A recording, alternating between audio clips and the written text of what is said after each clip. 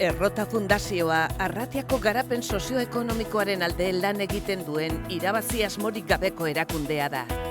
Eragile publiko eta pribatuekin lankidetzan, 3 lan ildo nagusitan zentratzen dugu gure jarduera.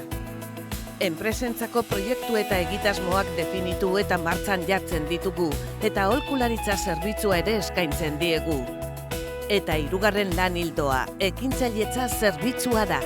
Arratiako ekintzailei beraien negozioak definitzen eta martxan jartzen laguntzeko doako zerbitzua. Negozio ideia bat duzu? Nondik hasi ere ez dakizu? Bakarrik gauza puntual baterako behar duzu laguntza?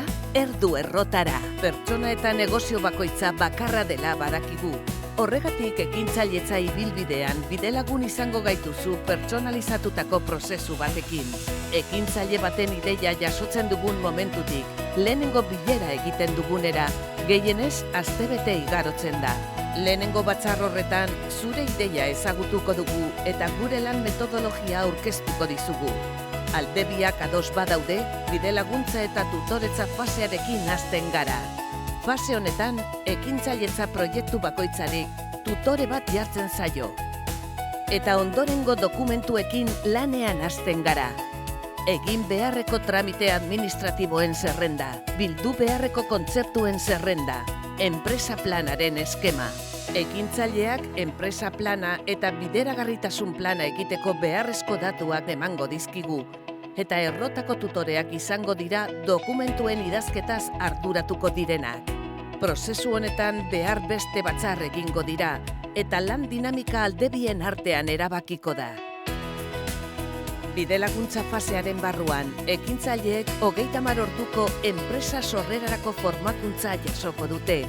Hau egitea ezinbestekoa da, diru laguntzetara aurkeztu nahi baduzu.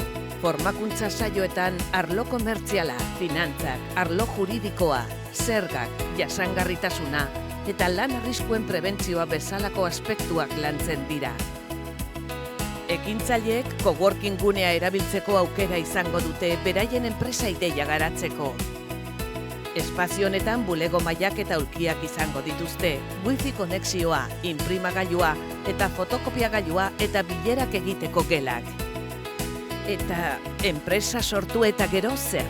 Ekintzaileek aholkularitza zerbitzuaren laguntza izango dute enpresen sorrerara bideratutako diru laguntzen inguruko informazioa, kudeaketa eta tramite lanetarako.